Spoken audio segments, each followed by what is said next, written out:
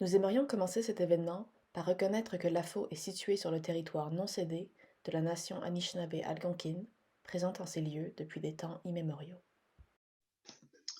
Bonjour à toutes et à tous. Il me fait plaisir d'être avec vous aujourd'hui encore pour une nouvelle thématique dans notre série de formation virtuelle. Je me présente et je suis Josiane, la directrice des services et programmes à l'AFO, qui est l'Assemblée de la francophonie de l'Ontario, l'organisme rassembleur et la voix politique de l'Ontario français. Nous avons lancé cette série de formations depuis le mois de mars afin de vous outiller pour vous aider à renforcer vos capacités d'offres actives et de services en français. Mais aussi, ces formations visent à vous informer et vous sensibiliser sur des enjeux présents aussi dans la communauté franco-ontarienne. Aujourd'hui, nous avons le plaisir d'accueillir Anan qui va nous parler du marketing digital.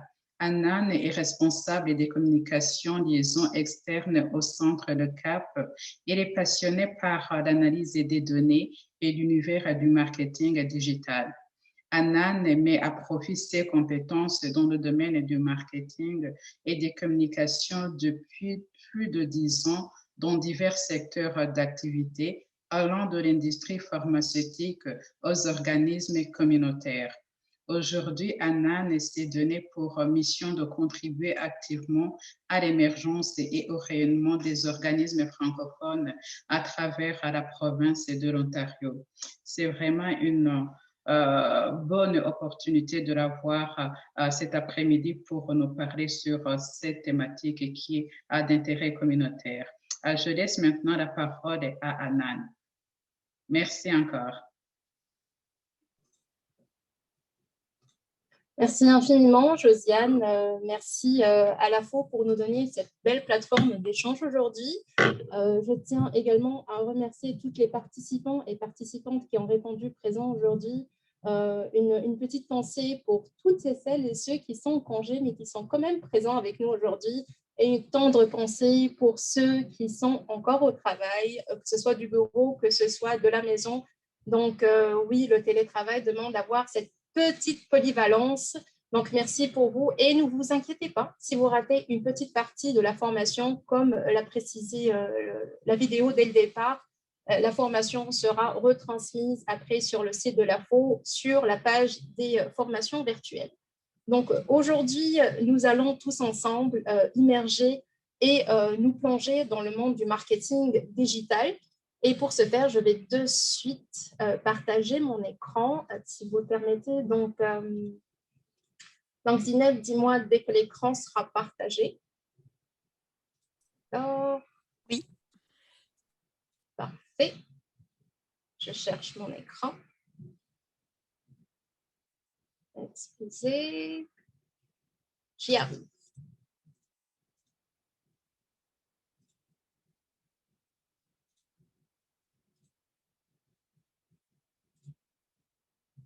Parfait. Est-ce que tout le monde voit mon écran? Oui, c'est bon. C'est parfait. Merci infiniment. Donc, quand je tenais à le préciser, aujourd'hui, ça sera une immersion vers le marketing digital 2021. Comme vous le savez, la COVID nous a plongé dans un virage aigu vers le marketing digital et a obligé tous les organismes et toutes les petites et moyennes entreprises à prendre ce virage très aigu. Et je tiens à souligner que nous l'avons tous et toutes pris, bien évidemment, pas sans peine, mais ça a été fait. Alors, nous allons aujourd'hui commencer par une immersion dans le marketing digital, à savoir que nous allons voir quelques notions de base de marketing digital. Aujourd'hui, j'ai pris le parti de prendre en considération le marketing digital qui est non rémunéré, puisqu'on s'adresse beaucoup à des organismes sans but lucratif et également à petites et moyennes entreprises qui n'ont pas toujours les moyens financiers d'investir dans le marketing payant. Et pourquoi s'en priver? Parce qu'on a la possibilité d'organiser une bonne stratégie de marketing digital sans avoir à débourser beaucoup. Nous pencherons après vers le marketing digital communautaire parce que c'est ce qui nous rapproche actuellement, c'est ce qui rapproche, c'est ce qui rallie la communauté.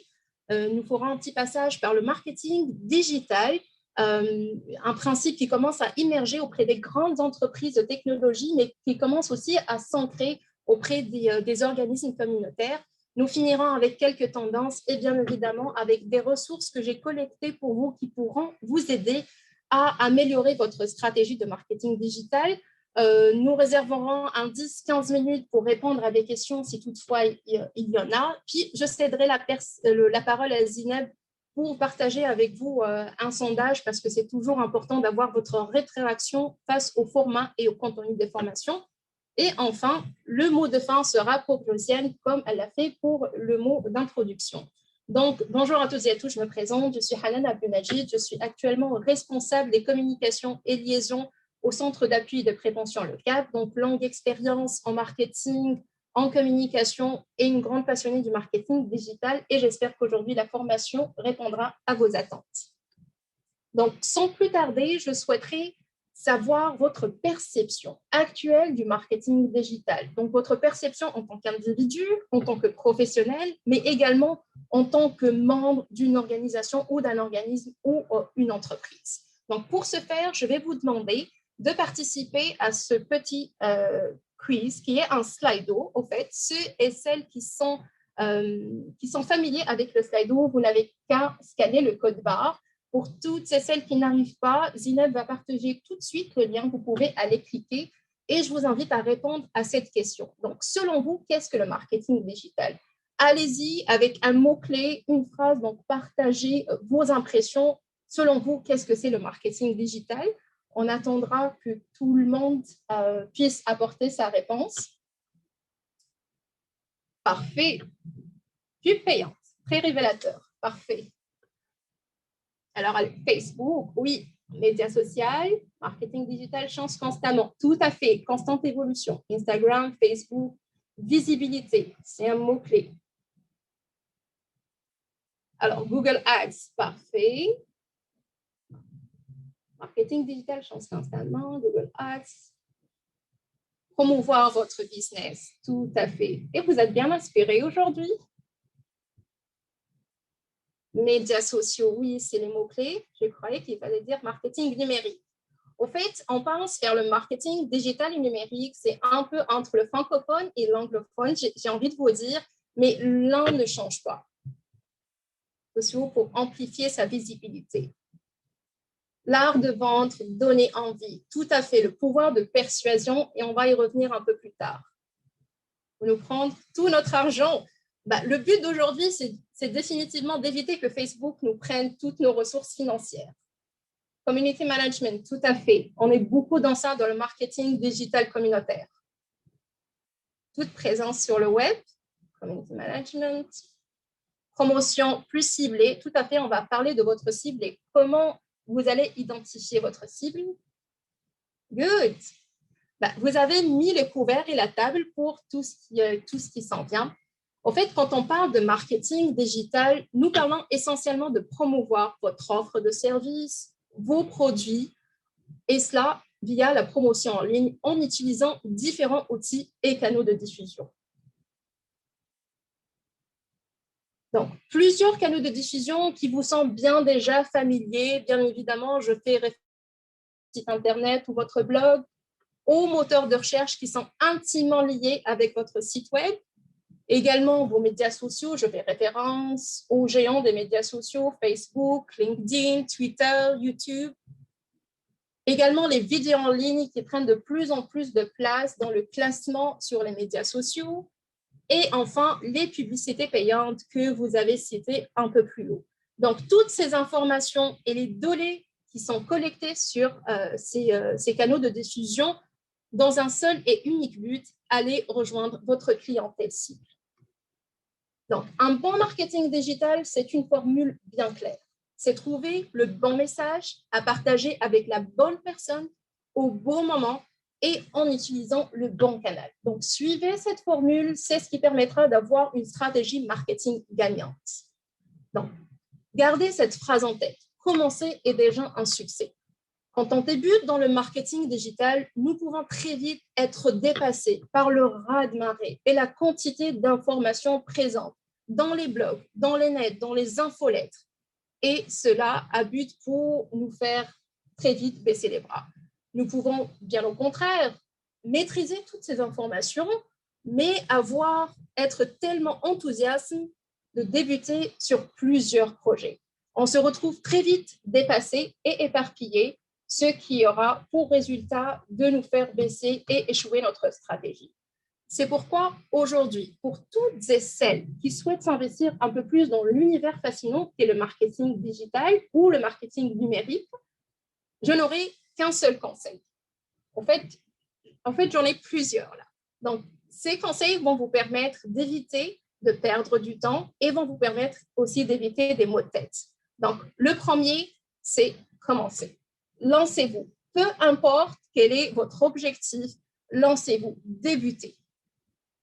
Le deuxième conseil, c'est permettez-vous d'être parfaitement imparfait. Vous n'avez pas besoin que votre stratégie marketing soit parfaite. Le parfait n'est pas de ce monde. Donc, si vous commencez avec une stratégie marketing et que vous avez en tête que la stratégie est parfaitement parfaite, vous n'aurez pas la possibilité justement d'apprendre de vos erreurs et de déceler les lacunes qui permettront de passer à travers une parfaite stratégie marketing. Donc, le troisième est échouer pour mieux apprendre. Et c'est à travers vos échecs et nos échecs de stratégie marketing que ça nous permet d'apprendre et de réévaluer et de trouver justement ces petits indicateurs et ces petites failles qui nous permettent de bonifier notre stratégie. Donc, comme l'a dit si bien Einstein, je n'ai pas échoué, j'ai juste trouvé 10 000 façons de ne pas y arriver. Donc, permettez-vous d'échouer pour mieux apprendre de vos leçons. Passons maintenant aux fondamentaux. Donc, dans le marketing digital, bien évidemment, on a des fondamentaux. Beaucoup de vous diront que le marketing digital est une passion. Oui, ça peut l'être. Le marketing digital peut aussi être un art, parce qu'on a l'art de persuasion. Mais avant tout, le marketing digital est une science exacte, qui nécessite une collecte de données, une analyse de données, qui nécessite également une rigueur. Donc, comment ça se passe? On doit investir du temps, premièrement, à penser à des propositions, à des hypothèses. Tout ce qui peut séduire notre clientèle, nos bénéficiaires. Donc, à travers ces campagnes savamment pensées, nous allons les mettre en œuvre, donc les tester à travers des médias sociaux ou bien notre site web, donc à travers tous les canaux de marketing numérique. Ce qui va nous permettre de collecter les données. Ces précieuses données, ces précieuses data qu'on appelle communément les data. Donc, ce sont toutes les données marketing digital que vous avez collectées sur vos médias sociaux. Je fais bien évidemment référence à les nombres de vues, les nombres de likes, les nombres de partages, mais également aux données qui sont présentes sur votre site web. Donc, je fais référence au nombre de sessions, au nombre de visites sur votre site web, le taux de rebond. Est-ce qu'un internaute a atterri sur votre site web via un lien? Est-ce qu'il a eu la curiosité? Est-ce qu'il a été incité à aller visiter plus de pages? Donc, toutes ces données qui sont collectées sur vos médias sociaux et sur votre site web vont vous permettre de créer la formule magique du marketing digital et de la stratégie réussite. N'oubliez pas le bon message adressé à la bonne personne au bon moment et à travers le canal idéal. Donc, c'est ça. Donc, pour résumer, votre super pouvoir de marketing digital est le pouvoir de persuasion sur le net. Donc, c'est à travers ces données que vous aurez collectées que vous aurez la possibilité d'améliorer, d'ajuster et de bonifier votre stratégie. Donc, maintenant, pensons à bâtir votre stratégie, notre stratégie. La première étape pour bâtir votre stratégie, c'est identifier ce que vous souhaitez promouvoir. On parle ici de marketing digital, on parle de promotion. Donc, qu'est-ce que vous souhaitez promouvoir? Identifiez ce que vous avez besoin de promouvoir. Une stratégie marketing ne peut être bâtie qu'en cohérence avec votre stratégie institutionnelle. C'est-à-dire, qu'est-ce que votre organisme, qu'est-ce que votre entreprise souhaite promouvoir? Quels sont ces impératifs de promotion? Donc, ça peut être redonner vie à un service qui n'arrive pas à avoir assez de rétention de clients, ou bien promouvoir un produit qui n'arrive pas à avoir assez de taux de vente. Ça peut également être promouvoir un atelier de formation. Vous offrez un bon atelier de formation avec les bons professionnels, mais vous n'arrivez pas à avoir assez de taux d'inscription. Ça peut être également participation à les activités, comme ça peut être aller recruter des bénévoles. Donc, donnez-vous la chance d'identifier ce que vous souhaitez promouvoir. La deuxième étape, c'est identifier votre cible. À qui vous voulez adresser votre fameux message qui a été bien pensé? À qui adressez-vous ce message? Qui essayez-vous de persuader? Donc, à travers cette étape, vous allez vous poser ces questions. Qui sont mes cibles? Identifiez vos cibles. Quels sont les besoins de votre cible? Vous ne pouvez pas offrir un service à des personnes qui n'ont pas besoin de ce service. Donc, il est important d'identifier votre cible. Et enfin, la troisième question qui offre la solution à votre cible, quelle est votre plus-value? Qu'est-ce que vous apportez de plus que les autres organismes n'apportent pas? Qu'est-ce que vous apportez de plus? Quelle est la plus-value de votre produit? Donc, c'est à travers l'identification de votre cible, les besoins de votre cible, que vous pourrez mettre en avant votre principal atout, qui est votre plus-value. La troisième étape, c'est garder l'œil sur votre voisin. Il est important de garder un œil ouvert et aguerri sur tout ce qui se passe autour de vous. Donc, ouvrez-vous aux bonnes pratiques de vos partenaires, par exemple, aux bonnes pratiques de vos concurrents. Ouvrez-vous à la bonne pratique de la communauté. Donc, vous n'avez pas besoin de réinventer la roue. Vous n'avez pas besoin de réinventer un concept de roue carrée. La roue ronde marche parfaitement. Par contre, vous avez l'opportunité d'identifier votre roue avec le diamètre qui répond non seulement à vos attentes, à vos ressources, mais aussi qui répond à votre cible. C'est pourquoi il est important d'identifier votre cible pour pouvoir réadapter les concepts. Et ça, c'est toute la beauté du marketing digital, c'est qu'il est adaptatif. La quatrième étape, c'est choisissez votre cheval de bataille et lancez-vous dans l'aventure. Il est important de commencer quelque part. N'oubliez pas cette phrase. Commencer est déjà un succès.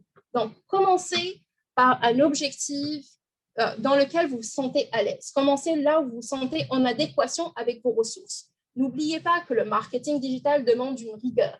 Donc, si vous avez les ressources suffisantes pour suivre un seul objectif par trimestre, allez-y, conduisez-le jusqu'à la fin de votre stratégie, adaptez votre stratégie et c'est là où votre stratégie va être gagnante. Et enfin, la cinquième étape qui est réellement la plus cruciale, c'est l'étape de l'investigation. Donc, investiguez, collectez les données récoltées grâce à votre stratégie, analysez-les. Vous pouvez voir à travers toutes les données que vous récoltez, et croyez-moi, il y en a beaucoup. Vous pouvez aller identifier les cibles. Là où est-ce que ça a marché, là où est-ce que ça a moins marché. Tirez de leçons parce que c'est réellement ça le but d'une stratégie. Et enfin, ajustez votre stratégie pour que ça soit une stratégie de marketing gagnant.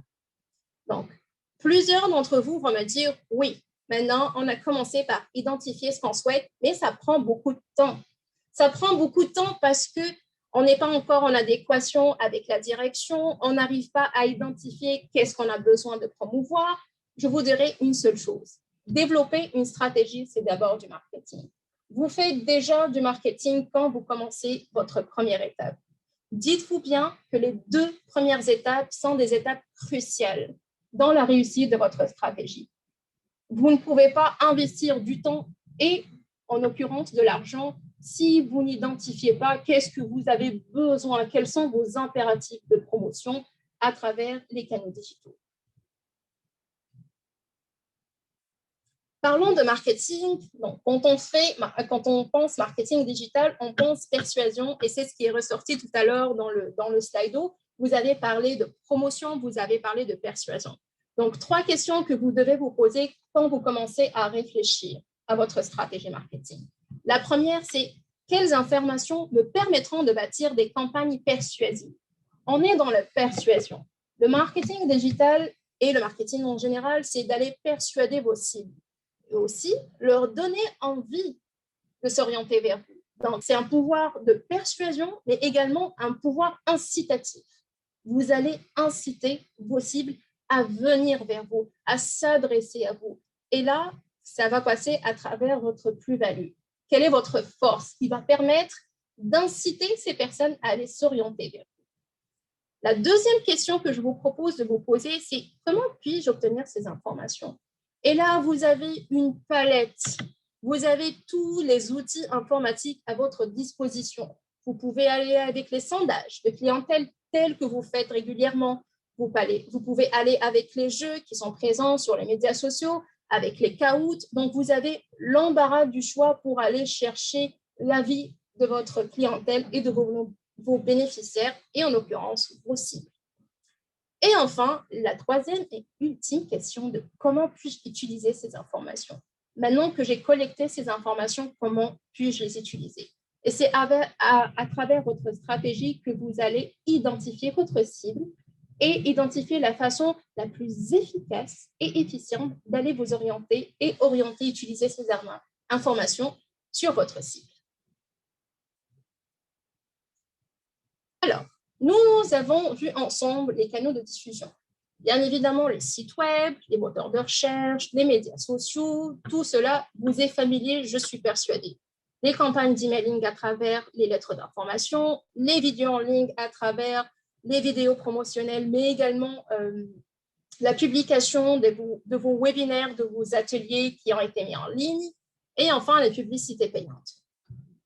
Aujourd'hui, j'ai pris parti de me concentrer sur trois de ces composants, trois de ces canaux que vous utilisez régulièrement, non seulement, mais aussi qui peuvent être utilisés dans votre stratégie de façon très proactive. J'ai nommé le site web et les moteurs de recherche qui sont intimement liés et on va savoir pourquoi. Et j'ai nommé les trois principaux médias sociaux qui sont Facebook, Instagram et Twitter.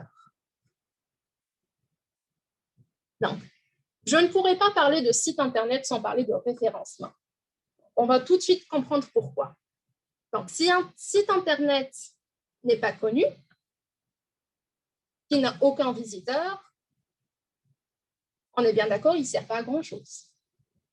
Il est juste là pour être là.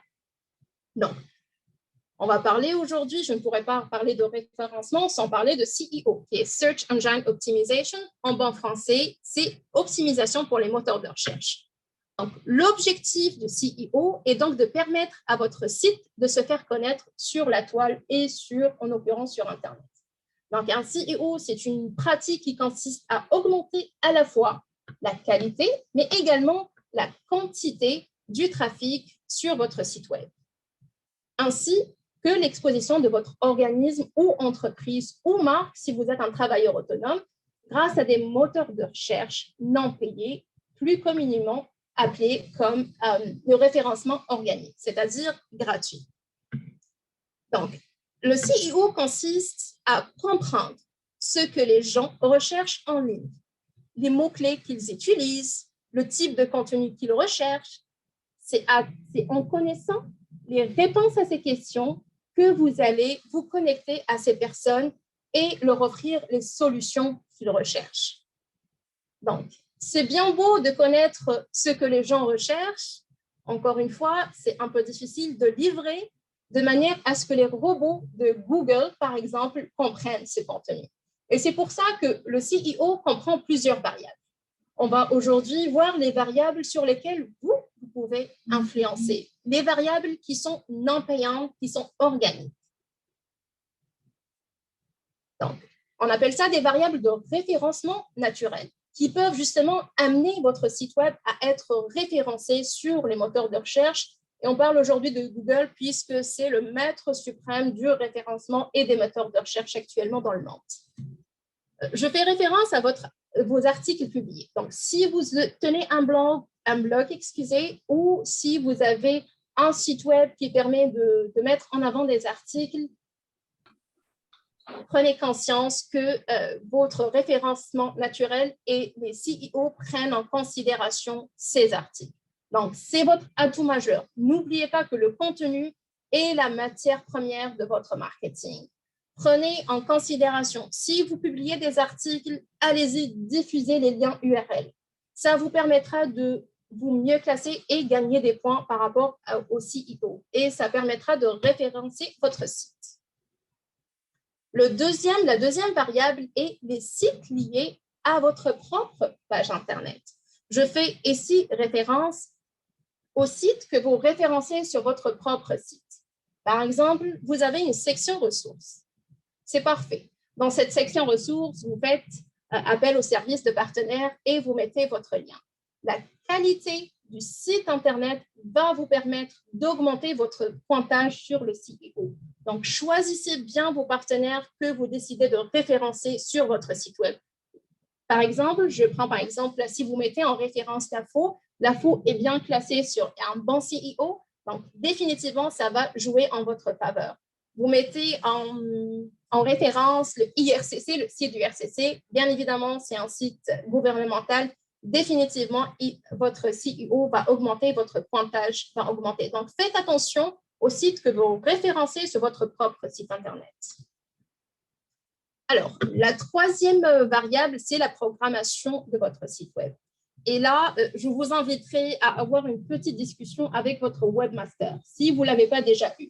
Donc, si vous avez un webmaster et que vous n'avez aucune idée de comment se passe votre CEO, quelle est la qualité, quel est l'audit de votre CEO, je vous inviterai à avoir une petite discussion. Parce que dépendamment de comment a été programmé votre site, il est important d'avoir cette rétroaction, de voir est-ce que vos pages sont bien agencées, est-ce qu'ils utilisent les mêmes les mots-clés idéaux, est-ce que, par exemple, vous avez trop de photos et beaucoup moins trop de contenu. Donc, il est important d'avoir cette discussion et je vous donnerai dans cette slide justement un lien où vous pouvez aller tester directement votre site web sur une plateforme qui va vous donner un audit de votre site web en matière de CEO. À partir de là, ça sera une base de données et de discussion avec votre webmaster. La troisième variable qui est prise en considération, c'est est-ce que votre site web est adaptatif? Donc, plus communément, user-friendly. Est-ce que votre site web apparaît correctement sur les smartphones, sur les téléphones intelligents? Est-ce qu'il apparaît correctement uniquement sur le desktop? Est-ce qu'il fonctionne avec certains navigateurs, avec Chrome, un peu moins avec Safari? Donc, tenez compte que le CEO aussi prend en considération cette variable pour le référencement naturel. Et enfin, la cinquième variable, c'est la qualité des pages qui réfèrent à votre site web. Donc, prenez connaissance que si vous indexez votre site web, par exemple, sur un bottin, il faut que ce bottin soit bien noté, bien référencé. C'est un bottin qui a été signalé, dites-vous bien que vous allez perdre des points dans ce sens. Donc, il est important d'avoir une connaissance où est-ce que votre site est référencié. Si votre site est dans les sites de votre partenaire, paraît comme ressource, référence dans les sites de vos partenaires, et si les sites de vos partenaires sont fiables, le CEO ne peut que bien se porter.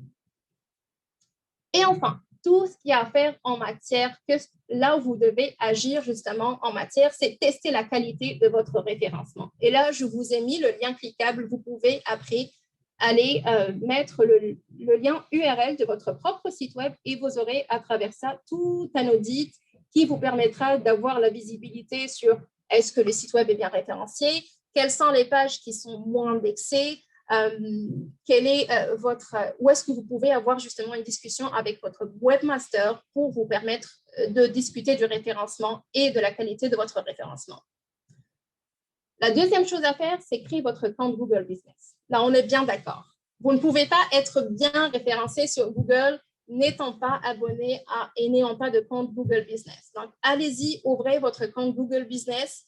Ça se fait en 5-10 minutes. Vous pouvez avoir la mise à jour de vos informations et ça vous permettra de gagner des points et d'avoir un maximum de points pour le référencement naturel. Et la troisième chose, donc je viens d'en parler, c'est de faire paraître votre site sur plusieurs sites de référencement selon votre domaine d'activité. Je fais bien évidemment référence au bottin si on est une petite et moyenne entreprise, si on est un organisme sans but lucratif, un non but lucratif. Il existe également des portails francophones actuellement qui recensent plusieurs sites web dans plusieurs domaines d'activité. Donc, n'hésitez pas à aller dans ce sens, à aller approcher vos partenaires afin que votre site soit référencé. Alors, votre site web, sachez-le bien, est votre pièce maîtresse dans votre stratégie marketing digitale. Donc, c'est une source de données inestimable que vous possédez.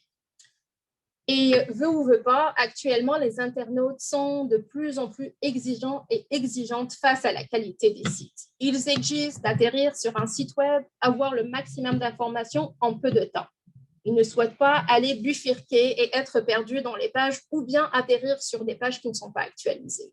Donc, dites-vous bien que votre site web comporte quand même et représente votre e-réputation, donc votre réputation sur le web. Et pour ce faire, il y a quelques points où le e-marketing devient intransigeant. Donc, votre site web doit impérativement être simple. Laissez tomber toute la terminologie technique, clinique et tout ce qui s'ensuit. Soyez simple, concis et clair. Les internautes ont beaucoup moins de temps à accorder à naviguer sur les sites web.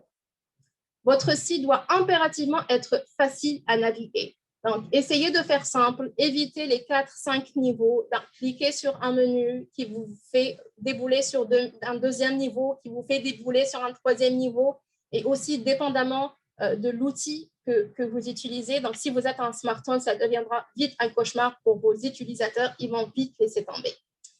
La troisième composante, c'est optimalement fonctionnel. Donc, évitez les liens morts. Là, si vous n'avez pas actualisé votre site web et si vous cliquez sur un lien qui va vous emmener sur un lien mort qui n'est plus d'actualité, évitez cela. Et je vous invite encore une fois à aller faire un audit de votre site web. Cela vous permettra aussi d'identifier les liens morts qui existent. Alors, quand vous allez bâtir votre stratégie marketing, si vous décidez de commencer, votre premier objectif est bien évidemment d'aller bonifier, d'aller améliorer votre site web, posez-vous ces questions. Voici les impératifs. 1. Mon site web est-il user-friendly? On en parlait. Est-ce que mon site web va s'afficher sur, par exemple, un iPhone? Est-ce que mon site web va s'afficher sur un Huawei? Est-ce que mon site web va être compatible avec les navigateurs? Oui, non. Donc là, vous devez avoir définitivement cette réponse oui à cette question. Pour ce faire aussi, j'ai mis un lien vers Accessible, qui est une plateforme que vous allez voir de plus en plus. C'est une plateforme qui permet d'avoir une accessibilité. Quand je parle d'accessibilité, je fais référence bien sûr à une accessibilité réduite. Je fais référence aux personnes malvoyantes, aux personnes malentendantes, aux personnes également qui ont un problème de vue, des personnes daltoniennes qui n'arrivent pas à voir toutes les couleurs.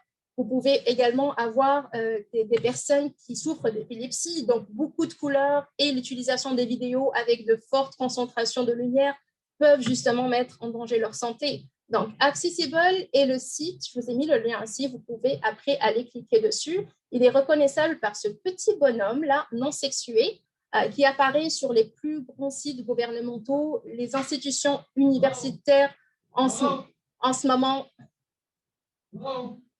Excusez.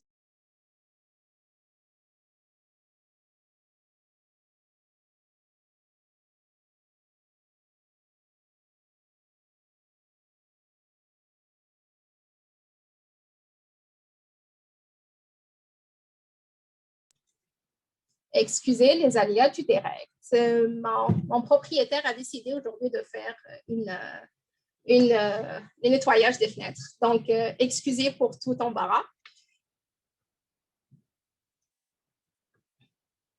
Alors, oui, on parle d'accessible. Donc, les plus grands sites gouvernementaux actuellement, les grandes universités, aussi bien qu'au Québec qu'en Ontario, commencent justement à avoir cette sensibilité pour les personnes. Donc, quand on parle d'accessibilité, on ne parle pas juste d'affichage. On parle également d'accessibilité pour toute personne. Donc, aussi, on touche à la matière d'inclusivité. Alors, la deuxième question que vous devez vous poser, c'est « Mon site est-il adaptable à tous les navigateurs ?»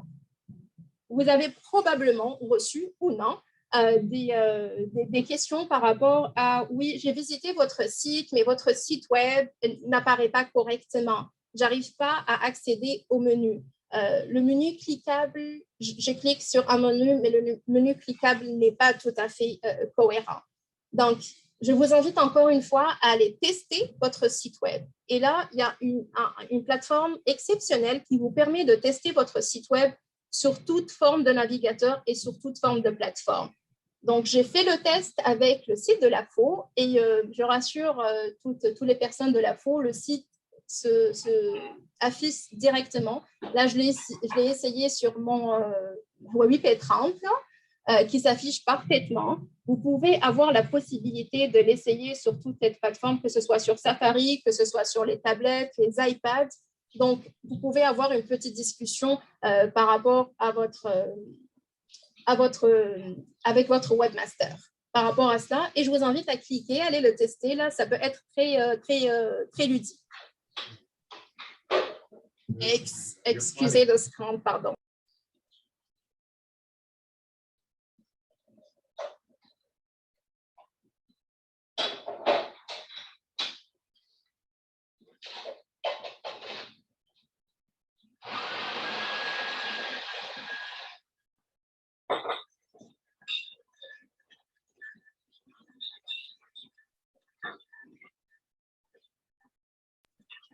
Excusez, c'est des aléas, ça arrive jamais, mais il fallait que ça arrive aujourd'hui. Donc, alors, oups, ça a bloqué. Oui, alors, la troisième question que vous devez vous poser, c'est est-ce que votre site reflète-t-il votre image de marque? En matière d'image de marque, bien évidemment, je fais référence aux couleurs. Comme vous le voyez, ici, l'AFO reprend ses couleurs de base avec un dégradé de vert, avec un beau violet, mais l'image de marque ne comporte pas uniquement les couleurs et les formes. Ça comprend aussi la ligne, ça comprend aussi le fil éditorial, les mots-clés, vos valeurs. Donc, est-ce que votre site Internet reprend-il cette image de marque? Il est très important d'avoir cette image de marque pour construire un lien de confiance avec tous vos internautes. Donc, les internautes qui vous connaissent à travers vos médias sociaux, s'ils cliquent sur un lien qu'ils atterrissent sur votre site web, il est impératif qu'ils puissent se reconnaître dans ce site web, qu'ils ne se sentent pas perdus. Donc, adoptez le même lexique. Si vous avez un lexique sur vos médias sociaux, il est impératif de continuer avoir cette continuité sur votre site web. La troisième et la quatrième question, c'est est-ce que mon site est mis à jour et à quelle fréquence? Là, si vous vous posez la question et que la réponse, oui, j'essaie de mettre à jour mon site chaque année. Puis là, ça va clocher. Parce que dites-vous bien qu'à travers cette pandémie, il y a eu plusieurs changements. Il y a des changements qui s'opèrent de semaine en semaine. Donc, si vous faites une mise à jour de votre site Internet une fois par an, ça va clocher, ça va faire décrocher vos internautes et les personnes qui atterrissent sur votre site web avec des informations erronées. Donc, il ne vous est pas demandé de faire une mise à jour chaque semaine. Il est quasiment impossible de faire ça. Par contre, il est correct de faire une mise à jour chaque 2 mois. Donc, allez-y voir à peu près, prenez 1-2 heures à passer à travers vos formulaires, à travers vos offres de services, à travers les produits, à travers aussi les liens que vous mettez en avant. Ça va vous permettre justement de faire un audit correct de votre site Internet de façon régulière. Alors, la question qui s'ensuit, c'est une question fatidique, très sensible, mais en même temps, c'est très cohérent avec la stratégie marketing et de garder l'œil sur tout ce qui se passe autour de vous. Donc, si vous visitez le site de vos partenaires ou de vos concurrents, en l'occurrence, vous sentez-vous fier ou envieux et envieuse? Si la réponse est fière, c'est bravo, c'est parfait, mais il y a toujours quelque chose à améliorer. Si vous vous sentez envieux, c'est encore parfait parce que là, ça va vous permettre d'identifier des pistes d'orientation, d'avoir de l'inspiration. Donc, si vous êtes envieux d'un site d'un partenaire, c'est parfait. Vous avez identifié votre premier objectif pour améliorer votre stratégie marketing sur votre site Internet. Donc, n'hésitez pas à aller voir tout ce qui se passe autour de vous et surtout sur la communauté de bonnes pratiques, vous pouvez être inspiré. Dites-vous bien que vous n'avez pas à réinventer la roue. Bien évidemment, il suffit juste de trouver votre équilibre selon vos valeurs institutionnelles. Alors, maintenant, je vais vous demander de répondre à ce court sondage. Donc, même principe, code QR. Zine va également partager le lien pour ceux et celles qui n'arrivent pas à scanner le code. Donc, la question est, quel réseau social génère le meilleur retour sur investissement pour votre organisme ou entreprise? Bien évidemment, quand je fais référence à l'investissement, ça peut être un investissement financier, comme ça peut être un investissement en ressources humaines. C'est-à-dire, quand vous investissez et depuis que vous êtes investi dans les réseaux sociaux, quel est le retour? Où est-ce que ça se sent encore le plus? Est-ce que sur Facebook? Est-ce que sur Instagram, sur Twitter, sur LinkedIn, sur YouTube, sur Pinterest ou bien sur Snapchat? Donc, je vous invite à répondre. Moi, j'ai les données qui sont datées. Moi, je les ai notées juste en face de moi. Ils sont datés du 15 juillet et c'est e-Consultancy, bien évidemment. C'est l'agence de référence qui regroupe toutes les données en matière de marketing digital sur les réseaux sociaux. Et j'ai les dernières données, mais je suis curieuse de savoir comment ça marche avec vous jusqu'à aujourd'hui. Jusqu'à maintenant, on a 14 personnes qui ont répondu. Je vais attendre que le pool s'élève pour pouvoir partager avec vous.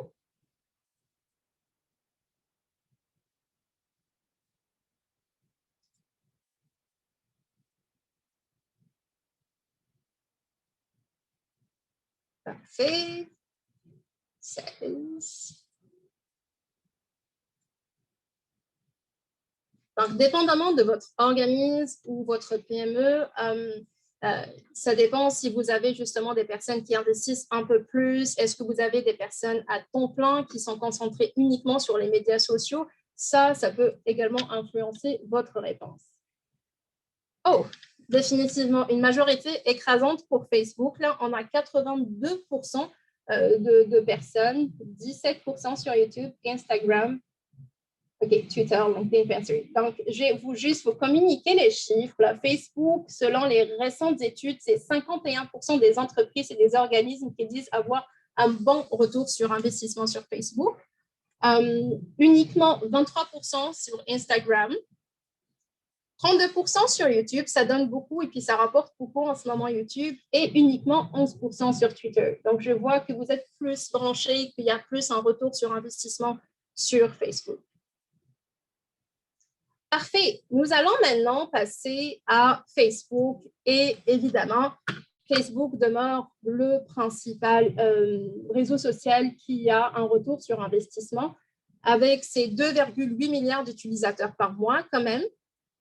Et plus de 2/3 de ces utilisateurs visitent des pages entreprises, au moins une fois par semaine.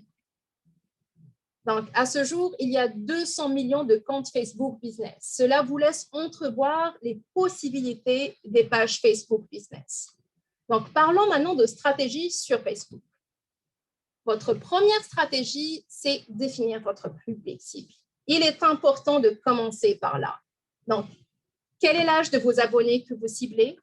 Où habite-t-il? Si votre mandat de votre organisme est cloisonné avec des zones géographiques, il est important de connaître vos cibles et leurs zones géographiques. Quels sont les défis auxquels ils sont confrontés? Ça sera un excellent indicateur pour bâtir votre stratégie marketing. Et enfin, quand et comment utilise-t-il Facebook? Donc, tout cela est accessible grâce à l'application de Facebook Audience Insight. Je vous mettrai par la suite le lien vers le Facebook Insight et je vous en parlerai un peu plus. Mais c'est une source d'informations inestimable sur Facebook si vous souhaitez connaître votre public cible.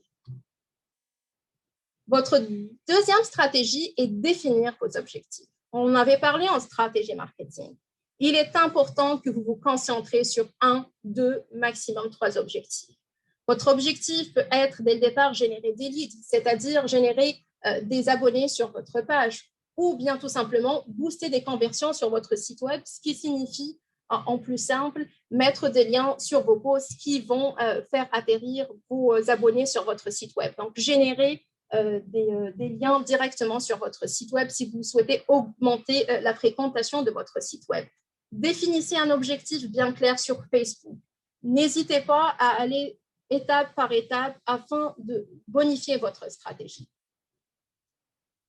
La troisième stratégie, c'est programmer votre type de contenu. Et là, on ne va pas s'étendre sur comment programmer vos contenus, quel est votre calendrier de contenu. Il y a une excellente formation qui a été offerte par justement les formations virtuelles de la FO. Je vous inviterai à aller la voir. Zineb pourra vous envoyer ou vous indiquer le lien dans le chat. Ça a couvert tous les médias sociaux. Aujourd'hui, moi, je tiens à me baser sur la règle des 20-80. Donc, c'est une méthode de base hautement efficace qui a été communiquée sur Facebook, qui consiste à publier 80 de vos publications servent à informer, à sensibiliser ou bien à divertir avec un peu d'humour, quelques causes positives, vos abonnés. Donc, gardez cette idée de 80% qui servent à sensibiliser, à créer de l'engagement auprès de votre communauté. Les 20 autres publications restantes servent à promouvoir cette marque. À travers cette marque de confiance, vous allez non seulement ne pas inonder vos abonnés avec la promotion de vos propres services, mais aussi créer ce lien indéfectible de mettre en avant la problématique pour offrir la solution. Donc, il est très important de garder cette règle en tête. C'est une règle d'or. La troisième stratégie consiste à optimiser votre page pour susciter de l'engagement. Soignez votre couverture Facebook. Soignez votre couverture Facebook, je ne le dirai jamais assez. C'est votre carte de visite. Les internautes passent très, très peu de temps à passer à travers, mais pourtant, c'est ce qu'ils voient en premier. Donc, essayez de faire une couverture de page Facebook qui reflète votre identité. Mettez les mots-clés. N'hésitez pas à changer fréquemment de couverture de page Facebook si vous avez plusieurs concepts à mettre en avant, mais soignez votre page. Et enfin, utilisez la promotion croisée. Je parle de promotion croisée en faisant allusion comme, par exemple, votre signature courriel. Donc, votre signature courriel, essayez d'inclure les liens vers vos médias sociaux en outre Facebook. Cela permettra d'avoir une promotion via un lien de promotion. Donc, en envoyant régulièrement vos courriels, vous pouvez inciter les personnes à aller visiter votre page Facebook. Donc, c'est ce qu'on appelle la promotion croisée. Et bien évidemment, vous pouvez le faire sur votre site Internet et également si vous êtes dans la publication d'articles sur votre site Internet, n'hésitez pas à ajouter le lien vers votre page Facebook, donc le partage sur votre page Facebook. La cinquième stratégie, c'est ne négligez pas les autres outils Facebook. Facebook offre une possibilité d'offre d'outils sur les analyses de données qui sont très importantes. Donc, après avoir créé ou migré vers un compte business, donc un compte entreprise, si ce n'est pas déjà fait, utilisez le Facebook Manager. Certes, il est là pour les publicités payantes, mais il peut également vous donner de très, très bonnes indications. Donc, n'hésitez pas à l'utiliser et à avoir recours à votre Facebook Business Manager. Et enfin, on va y revenir dans quelques slides, c'est le chatbot de Facebook qui est l'alias, le bot Facebook Manager. Donc, c'est l'agent conversationnel, on appelle ça souvent comme ça. Donc, c'est les réponses automatiques qui sont générées sur Facebook, sur votre Messenger. Ça peut justement créer un lien avec votre clientèle. Certes, il ne remplacera jamais un agent, un employé de votre organisme ou votre société, mais il permettra justement de créer un lien et d'outiller et parfois d'orienter votre clientèle. Donc, votre clientèle ne s'arrêtera pas après 17 heures, il n'y a plus personne ici. Si, il y a le Messenger, il y a le chat, il y a le bot Facebook Messenger qui peut répondre justement à ces attentes. Vous pouvez le programmer quand vous le souhaitez. Alors, quels sont les indicateurs à prendre en considération? Et là, je vous ai mis tout ce que vous pouvez avoir sur le Facebook Insight. Donc, tout ce qui est audience, tout ce qui est cible, tout ce qui est sex ratio, vous pouvez l'obtenir grâce au Facebook Insight. Je vous ai mis le lien ici pour ceux et celles qui ne connaissent pas. Vous n'avez qu'à cliquer, ça va vous orienter de comment accéder à votre Facebook Insight. Je vous invite fortement à aller l'utiliser. Donc, n'oubliez pas, le mot-clé ici, c'est collecter vos informations, définissez votre public cible et surtout soigner votre stratégie. On passe maintenant à Instagram, qui est quand même bien placé en matière de retour sur investissement. Donc, Instagram avec 1 milliard d'utilisateurs dans le monde et plus de 71% de ses utilisateurs ont moins de 35 ans. Donc, si votre public cible est situé moins de 35 ans, il est clair que c'est le média social que vous devez utiliser et sur lequel vous devez miser. Bien évidemment, cela n'exclut pas les 29% là, qui sont âgés de plus de 35 ans. Mais par contre, si vous devez concentrer vos efforts et si vous avez un public cible qui est âgé de moins de 35 ans, il est clair que c'est là où vous devez être et c'est là où vous devez adapter votre stratégie. Alors, en parlant de stratégie, donc la première stratégie à adopter, c'est créer un compte Instagram Business. Définitivement, c'est là où il faut commencer. Donc, vous pouvez migrer très facilement votre compte Instagram vers un compte Instagram Business. Ça se fait de façon très rapide, ça se fait en 2 clics. Donc, la deuxième stratégie, c'est définissez votre public cible. Bien évidemment, on ne va pas déroger à une règle, on ne va pas changer une équipe qui gagne. Allez-y à définir votre public cible. Et là, également, je vous ai mis le lien de comment accéder à Facebook Insights, où vous pouvez avoir toutes les données nécessaires. Alors, la troisième part de votre stratégie, c'est définissez vos objectifs. Donc, quels sont vos objectifs sur Instagram actuellement? Est-ce que c'est de faire connaître votre organisme? Est-ce que c'est d'attirer de nouveaux prospects, c'est-à-dire aller augmenter vos nombres d'abonnés ou bien tout simplement de fidéliser vos clients? Donc, il est important de définir votre stratégie. Certes, vous pouvez agir sur 1, 2, 3 objectifs sur Instagram, mais il est essentiel de commencer au moins par un et de suivre si vous n'êtes pas familier avec l'analyse de données. La quatrième stratégie, c'est soigner votre profil. Donc, votre nom, votre pseudonyme, essayez de le rapprocher le plus de votre organisme ou de votre entreprise. J'imagine avec 1 milliard d'utilisateurs, la disponibilité des noms est très limitée, mais essayez de vous rapprocher le plus sur ce qui se rapporte à votre entreprise et qui est en lien avec votre mission et votre mandat. Bien évidemment, ajoutez le lien URL de votre site web et également vos coordonnées. C'est toujours utile d'avoir des coordonnées présentes. La cinquième stratégie, c'est garder une cohérence. On a parlé tantôt de l'image de marque. Donc, pareil sur Instagram, gardez cette cohésion et cohérence entre votre image visuelle et votre ligne éditoriale. Instagram nous laisse très vite tenter par cette légèreté, par cette fantaisie d'aller un peu plus sur le visuel, mais gardez en tête que ça fait partie de votre stratégie marketing et qui doit avoir une ligne éditoriale et visuelle. Donc aussi, je fais référence à vos hashtags. Soyez fidèles à vos hashtags, c'est ce qui vous fait ressortir aussi dans les moteurs de recherche. La sixième stratégie sur Instagram consiste à utiliser la publicité. Alors, c'est la seule fois où vous me verrez aller promouvoir de la publicité payante auprès d'un média social et je m'explique. Donc, la communauté Instagram étant très engagée, les récentes études ont permis de mettre en avant que l'engagement sur Instagram est 60 fois plus important que sur Facebook. Donc, si vous avez un budget à aller mettre dans la publicité payante, misez sur Instagram, encore une fois, dépendamment de votre cible. Donc, si vous avez les conditions optimales, c'est-à-dire une cible de moins de 35 ans, misez sur la publicité sur Instagram plutôt que sur Facebook. Les indicateurs à prendre en considération quand on parle de marketing digital et de collecte de données sur Instagram, ce sont bien évidemment les impressions. Donc, quand je dis impression, je fais référence à la fréquence à laquelle les utilisateurs ont vu un post. Donc, la portée également est très importante à prendre en considération. C'est un indicateur qui montre combien de personnes vous avez effectivement touché grâce à votre post. Et enfin, l'engagement qui met en évidence les KPI, les indicateurs clés de performance, qui indiquent les interactions qu'ont eues les utilisateurs avec votre post. Donc, je fais référence aux likes et aux commentaires. Donc, ces indicateurs doivent impérativement être inclus dans votre stratégie marketing et devraient être suivis semaine par semaine.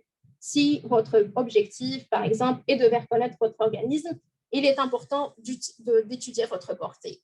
Si, par exemple, votre but est d'attirer de nouveaux prospects, c'est-à-dire de nouveaux abonnés, il est idéal d'aller voir qu'est-ce que l'engagement. Passons maintenant à Twitter. Alors, je suis persuadée que plusieurs d'entre vous sont familiers à Twitter, mais ils ne sont pas très à l'aise. Juste pour vous rassurer, Twitter, ça compte quand même 145 millions d'utilisateurs actifs par jour. Donc, c'est le 5e réseau le plus populaire avec plus de 500 millions de tweets qui sont envoyés de façon journalière. Donc, ça vous laisse un peu paraître la portée de Twitter, mais ça vous laisse aussi entreparaître que votre tweet peut vite fait se fondre dans la masse des 500 millions de tweets qui sont envoyés par jour. Alors, quand on parle stratégie sur Twitter, bien évidemment, on va commencer par créer un compte, c'est le b.a.-ba. La deuxième stratégie, c'est organiser vos flux à l'aide de listes. Donc, quand vous ouvrez votre compte Twitter, vous voyez le flux de tweets qui est hallucinant. Si vous êtes abonné à 300, 400 comptes, vous pouvez très vite vous noyer. Donc, mon conseil, c'est allez-y, créez des listes. Créez des listes selon votre centre d'intérêt, selon votre activité, selon le mandat de votre organisme ou votre entreprise. Donc, par exemple, vous pouvez aller créer une liste qui s'appelle marketing digital. Cette liste de marketing digital va regrouper tous les comptes de vos partenaires qui traitent de marketing digital. Vous pouvez aussi ajouter les leaders d'opinion qui influencent votre secteur ou bien tout simplement les membres de votre équipe. Donc, à travers cela, si vous souhaitez aujourd'hui vous enfermer de tout ce qui se passe sur Twitter en matière de marketing digital, vous allez juste ouvrir votre liste et ça va vous permettre de voir le flux. Ça va aussi vous permettre de garder un œil averti sur tout ce qui se passe dans la sphère d'intervention que vous souhaitez et dans laquelle vous opérez. La troisième stratégie, c'est soyez authentique et bref. Vous le savez très bien, Twitter réduit considérablement notre pouvoir rédactionnel. Donc, on a 270 caractères et en moyenne, les tweetos ou les usagers de Twitter ou les followers ne passent que 10 secondes par moyenne à lire un tweet. Donc, soyez authentique, ne cherchez pas à faire le buzz, soyez authentique à vos valeurs d'entreprise et à vos valeurs d'organisme. N'oubliez pas d'utiliser vos hashtags, c'est une excellente référence pour pouvoir vous trouver sur Twitter. Et enfin, soyez bref, allez droit au but. La quatrième stratégie, c'est lancer un sondage Twitter. C'est beaucoup moins connu. C'est une bonne pratique qui se fait sur Facebook, qui se fait sur Instagram à travers aussi les stories. Mais le sondage Twitter prend de plus en plus d'ampleur. Pourquoi?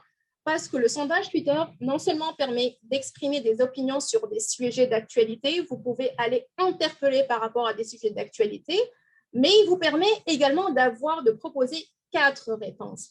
Et c'est là que vous pouvez intervenir. Vous pouvez non seulement suggérer, aller dans la suggestion, mais aussi dans la persuasion.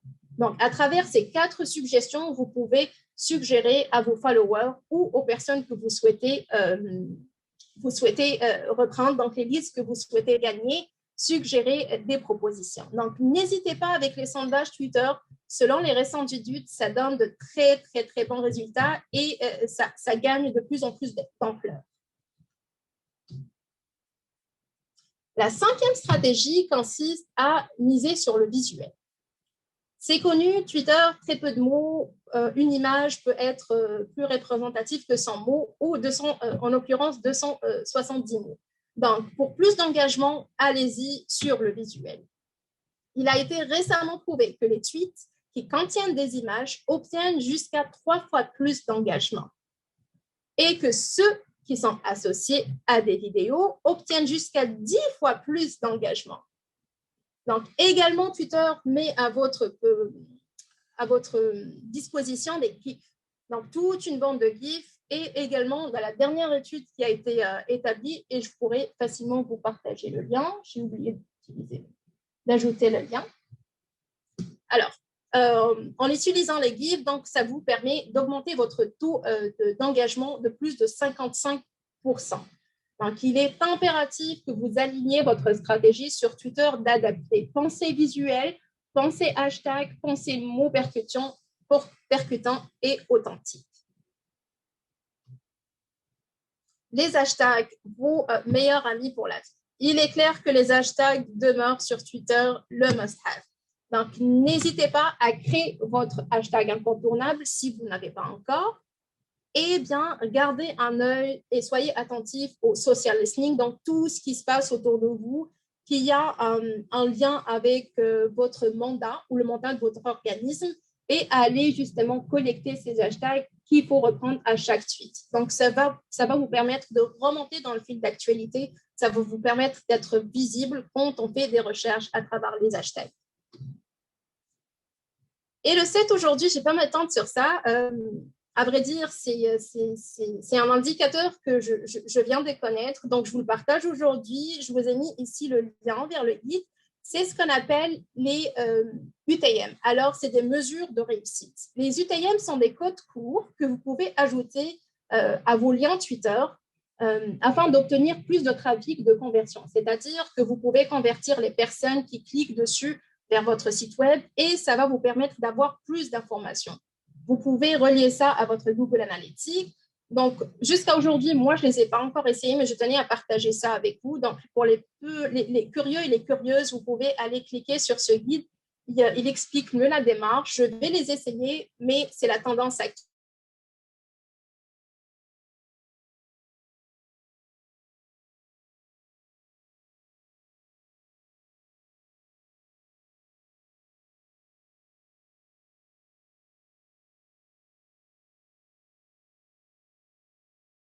Donc, quand on parle d'engagement, on parle nombre de clics, les nombres de retweets, les nombres de réponses et de commentaires sur vos tweets.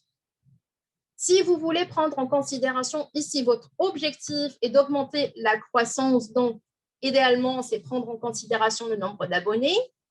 Et enfin, quand on parle de promotion croisée, n'hésitez pas à mettre le lien de votre site web. C'est aussi un indicateur qui est pris en considération sur Twitter. Donc, n'hésitez pas, si vous avez des formulaires de participation à des activités, mettez-les sur vos posts. Ça va générer de la visite sur votre site web.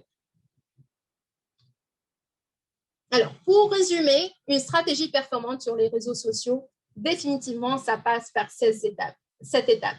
Donc, la première étape est le diagnostic, bien évidemment, de voir tout ce qui se passe autour de vous, mais surtout, garder un œil averti tout ce qui se passe à l'interne. Donc, avoir un audit interne de vos médias sociaux et de votre site web. Votre deuxième étape, bien évidemment, c'est de fixer vos objectifs. Et là, c'est des objectifs SMART réalisables selon vos ressources financières et surtout selon vos ressources et capacités de ressources humaines. La troisième étape, c'est bien évidemment d'identifier votre cible et où est-ce que se trouve votre audience. La quatrième étape, c'est bien évidemment de connaître vos ressources. Donc, identifier les ressources internes. Si vous avez une personne attitrée sur les médias sociaux ou aux communications ou uniquement au marketing, il serait essentiel justement d'identifier cette personne et de l'aider à orienter sa stratégie marketing digitale. Passons après à votre charte, c'est votre identité. Donc, n'oubliez pas que votre stratégie marketing digitale et en outre votre stratégie de médias sociaux doit représenter votre style, votre tonalité, les sujets qui ont attrait à votre mandat et enfin avoir une constante dans les fréquences. Planifiez ce que vous souhaitez. Encore une fois, planifiez vos contenus de marketing digital et surtout vos contenus de médias sociaux. Il est important d'avoir une continuité de présence sur les médias sociaux pour optimiser votre stratégie. Et enfin, l'étape cruciale, c'est d'analyser. Aller collecter des informations et analyser la répercussion de votre stratégie permettra d'améliorer et de bonifier votre stratégie. Alors, une alternative que je tenais aujourd'hui à vous proposer, donc dépendamment de vos ressources financières, mais aussi de vos ressources humaines, il y a une alternative d'avoir recours à un gestionnaire de médias sociaux ou bien un community manager. Donc, le gestionnaire vont s'occuper de la création de votre contenu, la gestion et l'animation de la communauté, bien évidemment mettre en place des jeux et des concours qui vont aller construire votre e-réputation Et enfin, produire de la production vidéo si nécessaire pour les médias sociaux. Bien évidemment, c'est une alternative pour les organismes qui ont un budget réduit, qui ne peuvent pas justement avoir de personnes attitrées à plein temps juste pour les médias sociaux. Donc, les boîtes de communication et de marketing offrent ce service. Bien évidemment, moyennement un coût, donc $900 par mois pour les organismes qui ont maximum 5 réseaux sociaux à entretenir, et ça peut aller jusqu'à 2500 par mois. C'est une alternative que je tenais à vous proposer parce que dépendamment de votre besoin, dépendamment de la continuité de cette pandémie, on ne sait pas vers où on va s'orienter. Donc, il est important de garder cette alternative en tête. Les agences de communication et de marketing peuvent vous offrir ce service avec un forfait. C'est-à-dire, si vous lancez une campagne de promotion, une campagne de levée de fonds et vous avez besoin d'une personne attitrée, vous pouvez juste faire appel à cette personne pendant un mois. Ça peut venir booster justement vos médias sociaux et ça peut venir faire gagner votre stratégie de marketing. Parfait. Donc, on va passer au marketing digital communautaire. Il est actuellement 14h40. Je crois qu'on peut se permettre en 3-4 minutes. On va aller respirer, on va aller prendre un peu l'air, se dégourdir les jambes, prendre un thé ou un café chaud pour ceux et celles qui le souhaitent. Puis, on se retrouve à 14h45 pour poursuivre avec le marketing digital. Entre-temps, n'hésitez pas, si vous avez des questions, vous pouvez les partager dans le chat. On y reviendra à la fin de la formation. Merci infiniment. À tout de suite.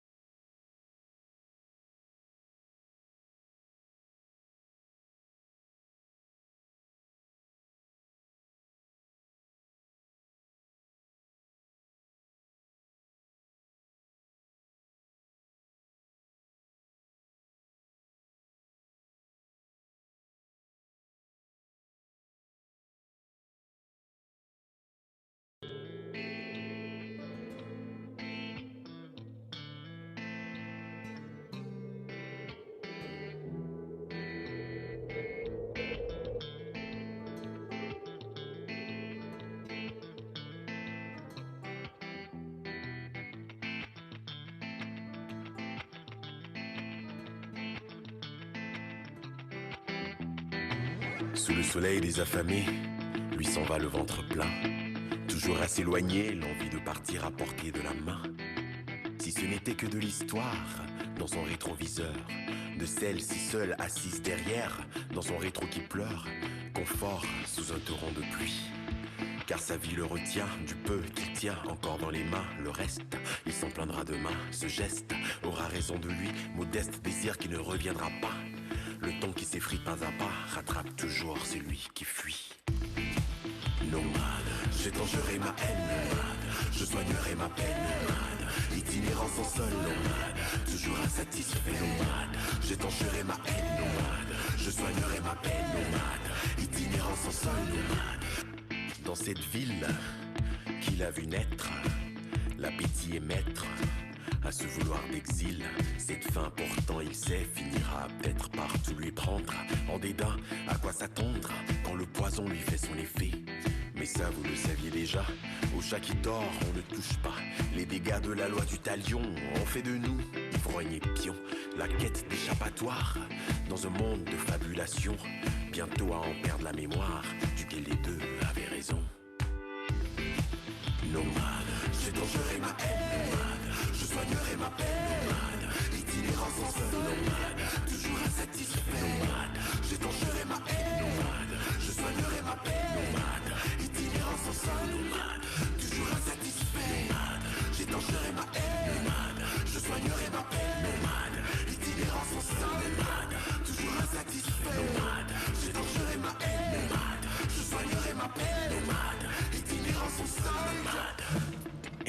éternel, insatisfait.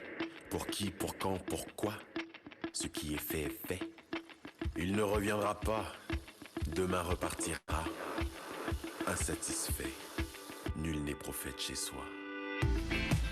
Nomade, j'étancherai ma haine. Nomade, je soignerai ma peine. Nomade, itinérant sans seul. Nomade, toujours insatisfait. Nomade, j'étancherai ma haine. Nomade, je soignerai ma peine. Nomade, itinérant sans seul. Nomade, toujours insatisfait. Nomade, j'étancherai ma haine. Nomade, je soignerai ma peine. Nomade, itinérant sans seul. Nomade, toujours insatisfait. Nomade, j'étancherai ma haine. Nomade, je soignerai ma peine. Nomade, itinérant sans seul.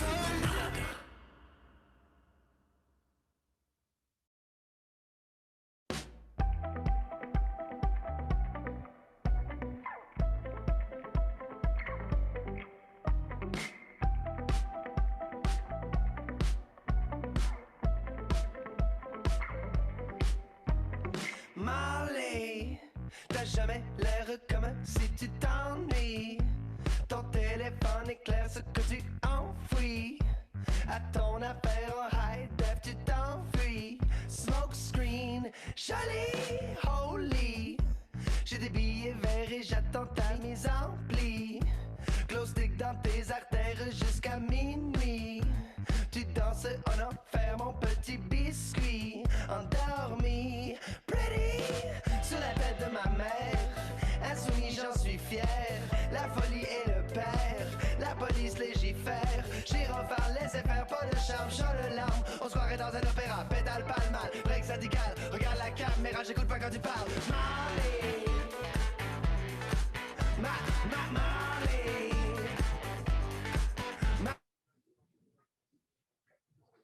Alors, on est de retour. Zinaël, est-ce qu'on reprend? Oui, Super. Donc, je vais repartager mon écran de suite et on va enchaîner. Parfait. Est-ce que mon écran est apparent, Zinaël? oui, c'est bon. Super. Ça a démarré dès le départ.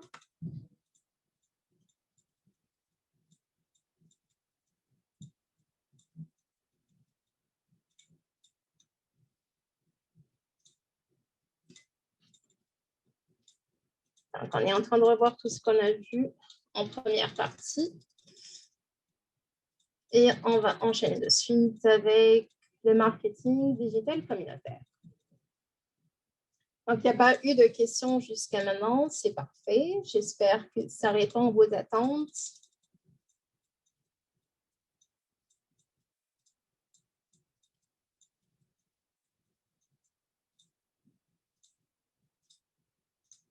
Et on y est. Alors, parlons de marketing digital communautaire.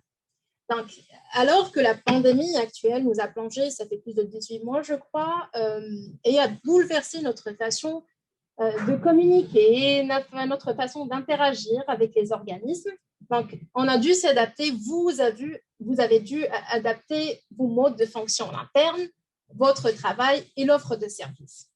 Ou vous avez remarqué que le numérique et les médias sociaux ont pris une place prépondérante dans votre activité et dans votre offre de services. Donc, c'est pourquoi je tenais à vous présenter ces chiffres chocs.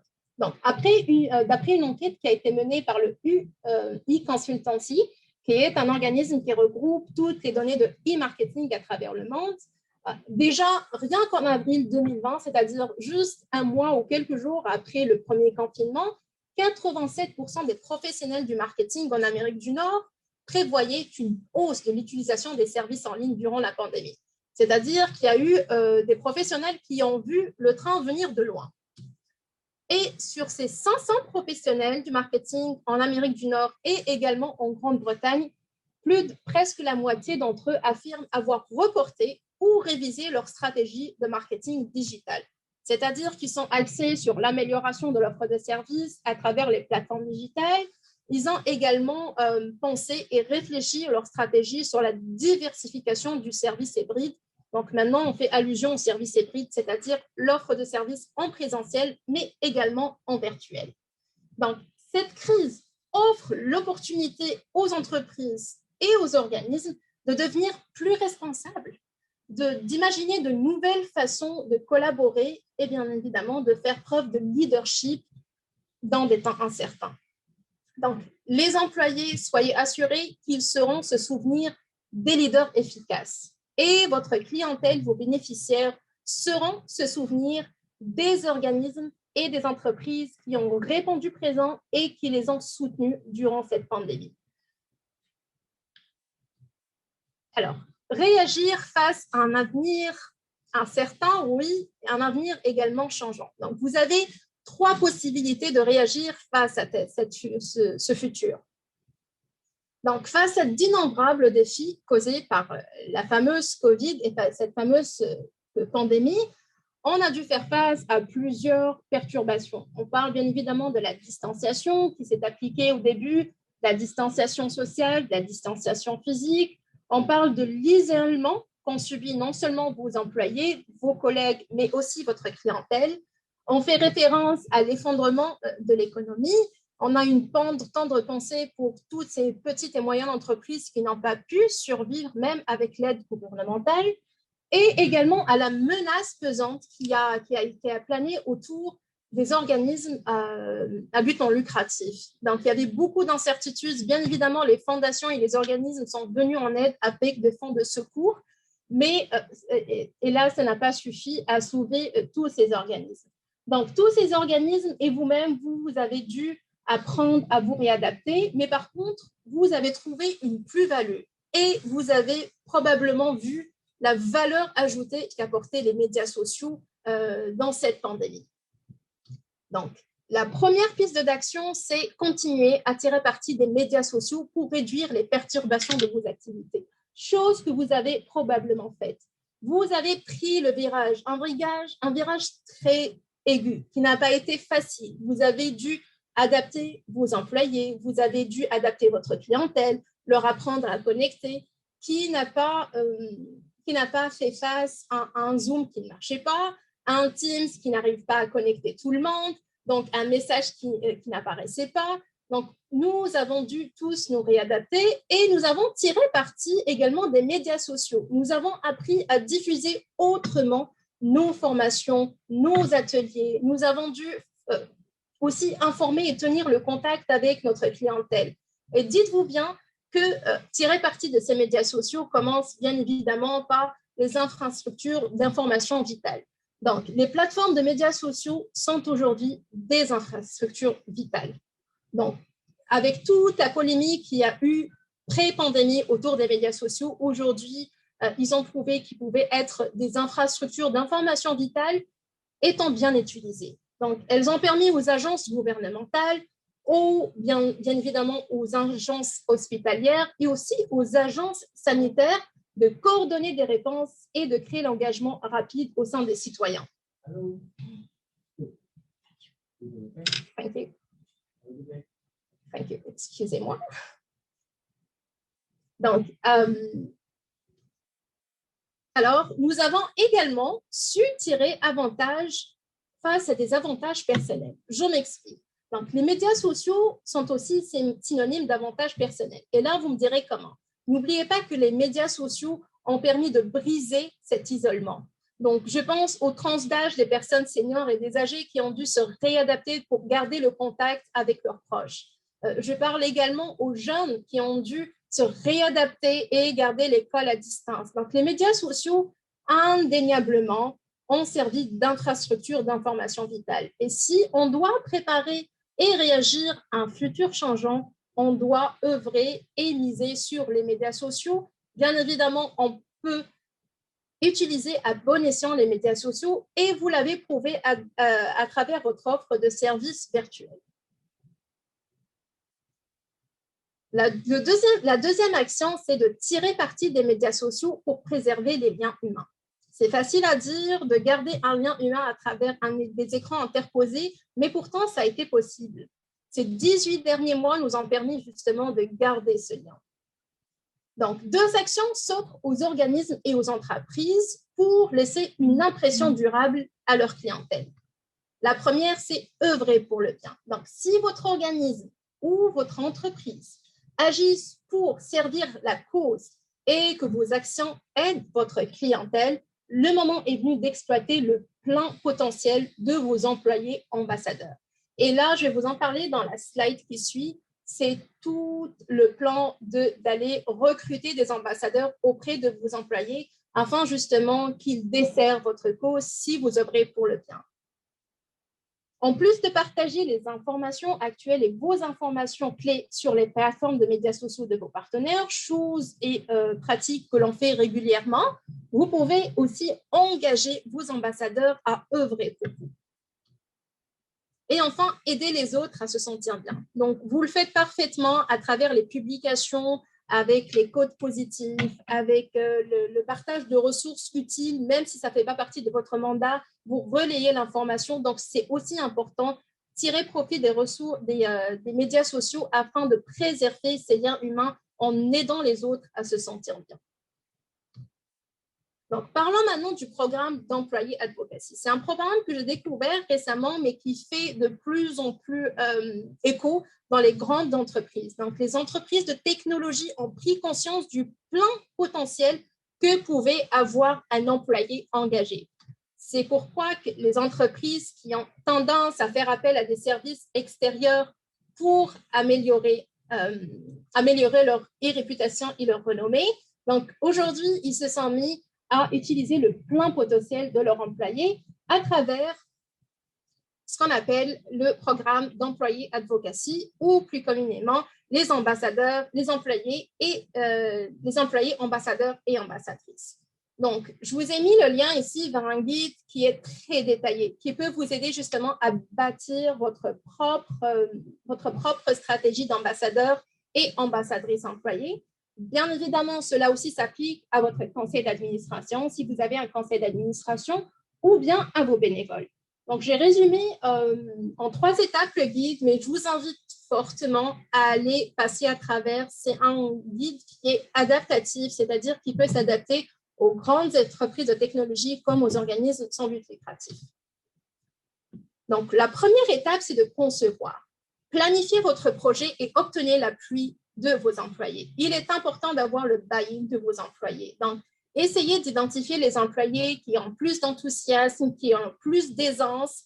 Impliquez-les dès le départ dans la mise en projet et dans cette stratégie d'employés ambassadeurs. La deuxième étape, c'est définissez vos objectifs du programme. Bien évidemment, est-ce que vous cherchez à améliorer la réputation de votre organisme? Est-ce que vous cherchez à promouvoir un service qui est en souffrance? Ou bien est-ce que vous cherchez à financer un service ou une offre de service et dans ce cas-là, vous lancez une campagne de collecte de fonds? Peu importe, définissez vos objectifs dès le départ. Cela va permettre à vos employés de se concerter, de vous donner plus d'informations et surtout d'embarquer dans le projet. Planifiez le déploiement du programme au sein de votre entreprise. Donc, dépendamment de votre statut dans l'entreprise, si vous êtes un employé et si vous êtes un responsable du marketing ou de la communication, portez ce projet aux yeux de la direction et pourquoi pas aux yeux de votre conseil d'administration. Ça va permettre justement d'avoir plus de visibilité et aussi d'avoir l'appui, le plein appui de la direction. La deuxième étape consiste à déployer. Donc, allez-y. Une fois que vous avez programmé et vous avez mis en place votre stratégie, déployez-la. Ça consiste à identifier vos ambassadeurs et ambassadrices. Il est important d'aller chercher non seulement les personnes motivées, mais également, il s'agit de marketing digital. On va aller chercher les personnes qui sont le plus à l'aise sur les médias sociaux ou qui ont des prédispositions à aller embarquer un peu plus dans vos médias sociaux. Donc, définissez les employés forts, allez-y avec une consultation, consultez-les et essayez d'identifier ces personnes. Motivez vos ambassadeurs. Définitivement, si vous menez une campagne et que vos ambassadeurs et ambassadrices prennent le lead, si cette campagne est réussie, n'hésitez pas à afficher cette reconnaissance. Cette reconnaissance est amplement méritée. N'oubliez pas que c'est un format de bénévolat auprès de vos employés ou bien de votre conseil d'administration et même auprès de votre conseil, de votre comité de direction. Donc, n'hésitez pas à motiver vos ambassadeurs et ambassadrices et enfin, élaborer une stratégie de formation. Vous pouvez avoir des ambassadeurs et ambassadrices qui sont extrêmement enthousiastes, qui veulent embarquer dans votre projet, mais qui ne sont pas définitivement à l'aise avec les médias sociaux. Vous pouvez avoir ce genre de profil. N'hésitez pas, ne mettez pas de côté justement cette personne juste parce qu'elle n'est pas à l'aise sur les médias sociaux. Essayez de mettre en place une stratégie de formation et de soutien qui va permettre non seulement à cette personne de se sentir valorisée, mais aussi de mettre à profit tout son enthousiasme. La troisième étape consiste à affiner. On est toujours dans la stratégie et quand on parle stratégie, on parle peaufiner et affiner. Donc, peaufiner votre stratégie, continuez à motiver vos ambassadeurs et ambassadrices et enfin, très important, évaluez vos résultats. Si vous menez par exemple une campagne de levée de fonds, évaluez vos résultats. Qu'est-ce qui a marché? Qu'est-ce qui a moins marché? Et à travers cela, essayez de remotiver vos ambassadeurs et ambassadrices. Et enfin, il est important de mettre en évidence qu'un message qui est véhiculé par quelqu'un de familier est beaucoup plus impactant qu'il est véhiculé par une entreprise ou un organisme. Donc, n'hésitez pas à plonger dans ce guide d'ambassadeurs et ambassadrices. Il pourra vraiment vous être très utile. C'est une bonne pratique qui a été adoptée par les plus grandes entreprises de technologie. Donc, c'est pour vous dire qu'ils voient venir le train de loin. N'hésitez pas à embarquer dedans si ce n'est pas déjà fait. Alors, la troisième possibilité pour réagir face à un futur changeant, bien évidemment, c'est de tirer des leçons du présent pour préparer votre avenir. Vous avez sûrement dû vous dire à un certain moment, oui, j'aurais dû réadapter mon offre de service, oui, j'aurais dû organiser un atelier, un webinaire par rapport à une telle thématique qui a trait à mon offre de service. Ce n'est pas grave. Le temps est venu justement de tirer des leçons pour préparer votre avenir. Dites-vous bien que cette situation de travail hybride, d'offre de services hybride ne va pas disparaître du jour au lendemain. Les plus grandes entreprises commencent déjà à mettre en place des modalités de fonctionnement à un travail hybride. Dites-vous bien qu'on va aller vers ce service. Certaines parts et certaines proportions de votre clientèle se trouvent plus à l'aise avec cette offre de service.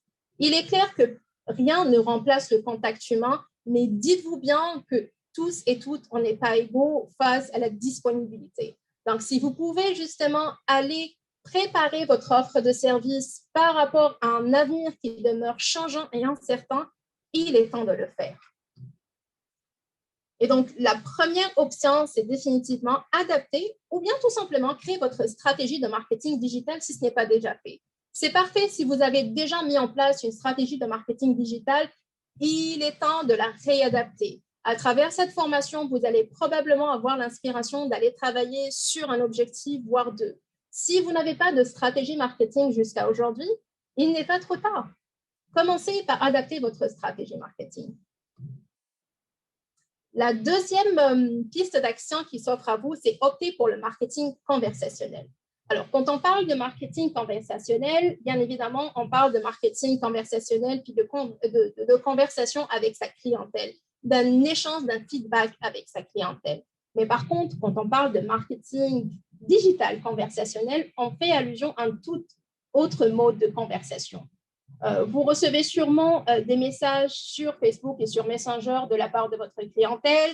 Vous avez probablement reçu des commentaires sur votre post auquel vous avez répondu. Mais le marketing conversationnel actuel et la tendance qui se fait de plus en plus ressentir actuellement, c'est le marketing conversationnel à travers les chatbots. Donc, parlons marketing conversationnel. Alors, on dit souvent que les femmes aiment quand on les écoute. Oui et non. Alors, oui, les femmes aiment quand on les écoute. Mais l'être humain en soi aime être écouté, il aime partager, il aime aussi recevoir du feedback. Donc, chose que ne peuvent pas faire vos employés ou vos collègues 24 heures sur 24. Par contre, un agent conversationnel peut faire ça. Donc, le marketing conversationnel consiste à interagir avec votre clientèle à travers des conversations. Donc, on fait référence au chatbot que vous avez sûrement dû rencontrer sur les plateformes à travers vos institutions financières, sur certaines modes de fonctionnalité, sur certaines universités. On commence de plus en plus à adopter cette façon de robot automatique qui répond et qui tient des conversations. Quel est le but? Tout simplement de nouer des relations à travers des contenus personnalisés et individualisés. Le coût est relatif, donc on peut varier de $50 à $500 par an, dépendamment de la quantité et de la complexité du chatbot qu'on souhaite mettre en place sur son site Internet. Et enfin, quelques conseils si vous voulez vous orienter vers la mise en place d'un chatbot sur votre site Internet si ce n'est pas déjà fait. Donc, juste pour vous rassurer, les chatbots ne remplaceront jamais votre interlocuteur ou l'interlocuteur humain. Par contre, ils peuvent être là quand l'interlocuteur n'est pas là. Ils peuvent orienter votre clientèle et vos internautes vers la bonne rubrique de votre site web.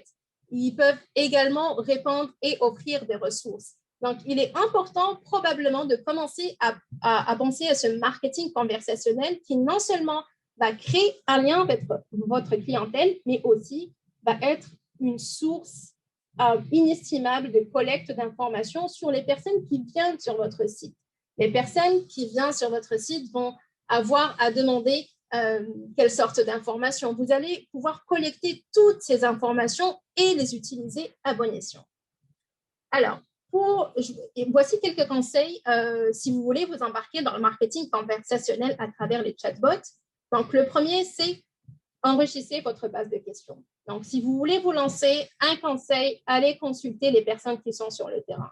Allez consulter les employés et vos collègues qui interagissent journalier et de façon journalière et quotidienne avec la clientèle. C'est eux souvent qui ont affaire à récolter les questions et surtout à offrir les bonnes réponses. Interagissez également avec la personne qui est à l'accueil. C'est elle qui est le plus à même de vous donner les questions. Attention, l'agent conversationnel n'est pas une foire aux questions. Donc, les internautes sont de plus en plus impatients quand ils débarquent sur une foire aux questions. Ils n'ont pas toujours le temps d'aller chercher la bonne réponse. Par contre, un agent conversationnel peut les orienter sur la bonne page ou la bonne offre de service ou le bon produit sur votre site Internet. Donc, n'hésitez pas à aller créer un comité consultatif au sein de votre organisme ou bien de votre entreprise afin d'enrichir la base de données. Le robot ou le chatbot devient plus efficace. Plus vous l'alimentez, plus il devient efficace et efficient. Enfin, humanisez vos messages. On s'entend bien, un chatbot ne veut pas « bonjour, qu'est-ce que vous voulez ?» Il est clair là. Donc, essayez d'humaniser vos messages. Donc, faites comme si vous répondez à une personne par téléphone ou bien par courriel quand vous bâtissez votre algorithme décisionnel, quand vous construisez votre chatbot. Et enfin, un peu d'humour ne fait de mal à personne. Donc, on a souvent remarqué que l'humour détendait l'atmosphère et aidait justement à alléger cet échange qu'on peut avoir avec un robot. Pour ma part, j'ai longtemps fait le test entre Siri et Google. Donc, moi et mon fils, on discute très souvent avec Siri. Oui, c'est une pratique un peu bizarre, mais on a vraiment voulu pousser le vice au maximum. Puis Siri est très rigide. Siri le dit lui-même, je n'ai pas d'humour, je ne comprends pas. Or que OK Google est beaucoup dans l'autodérision, elle est beaucoup dans la légèreté, elle est beaucoup dans les émoticônes. Donc, n'hésitez pas, si vous devez construire votre chatbot, n'hésitez pas à offrir cette touche d'humour, bien évidemment, dépendamment de votre sphère d'intervention. Je prends un exemple, si vous offrez des services pour les personnes souffrant de violences conjugales, il est clair que l'humour n'est pas de mise, ou bien avec parcimonie. Donc, faites attention à votre sphère d'intervention, mais soyez certains que l'humour va venir apporter cette touche humoristique si vous voulez vous embarquer dans le chatbot. Alors, pour ceux et celles qui veulent s'embarquer dans le chatbot, j'ai mis en tant que ressource un guide qui vous aidera de A à Z à bâtir votre chatbot. J'ai également mis un lien vers une plateforme qui prend en considération, qui prend en main la création de chatbots vers votre site web, mais également en jumelant avec votre messenger de votre Facebook Business. Donc, vous pouvez aller consulter. Vraiment, ça vous explique pas à pas comment ça se fait.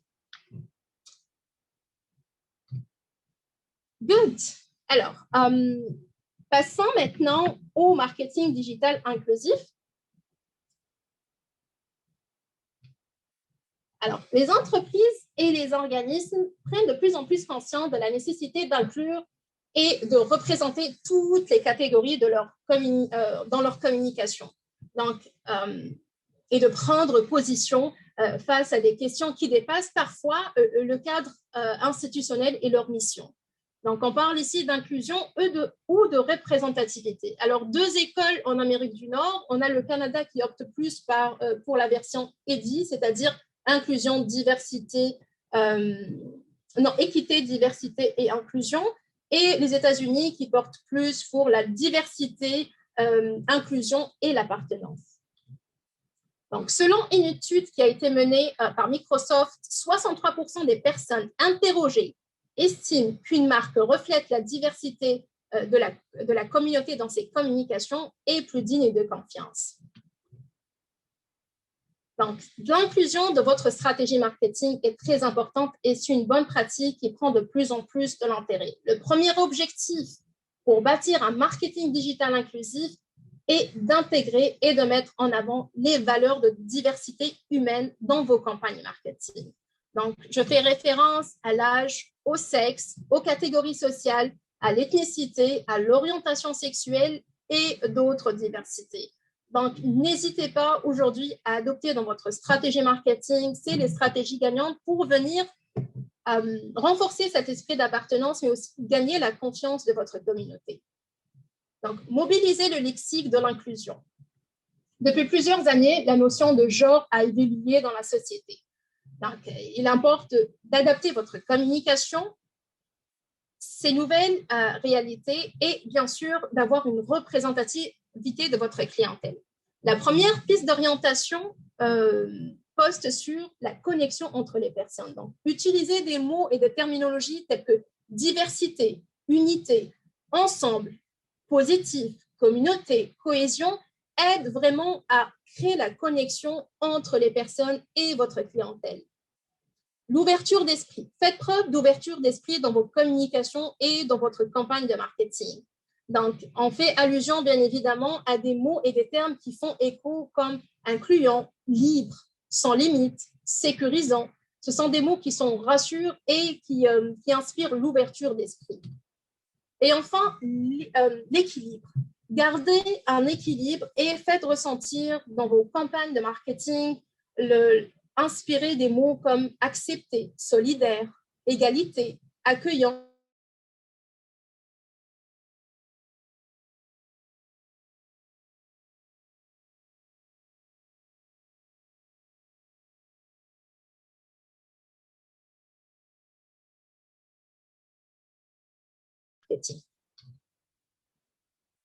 Donc, l'inclusion dans les communications. Aujourd'hui, je tenais à vous partager 2 guides. Il y a eu également une formation complète sur l'écriture inclusive. Aujourd'hui, je vais vous partager 2 guides. Le premier guide qui s'appelle Inclusivement Vôtre, qui est un guide qui est produit par l'Institut national de recherche scientifique du Canada. Donc, dans ce guide, certains procédés permettent d'éviter complètement les marques de genre féminin et masculin.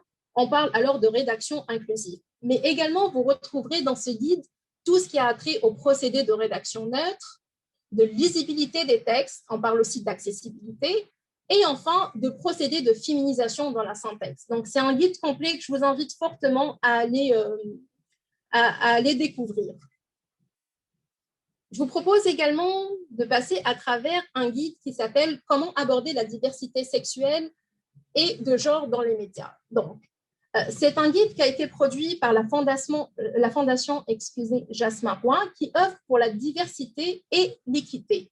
Donc, ce qui est intéressant, c'est que ce document a été écrit par un sociologue de la sexualité, un professeur titulaire de l'Université de Laval, mais également Jasmin Roy, qui est le président de la fondation. Il a également été édité par un essayiste, documentariste, et un ancien journaliste. Donc, pour vous dire, c'est comment aborder la diversité sexuelle dans les médias. Ça peut beaucoup vous aider. C'est un guide très détaillé qui fait certaines distinctions pour éviter toute marque d'isolement et de stigmatisation. Alors, ce qui est intéressant dans ce guide, c'est qu'il apporte une approche rédactionnelle et linguistique, mais également une approche rédactionnelle basée sur l'humain. Et c'est ce qui fait la différence dans la communication.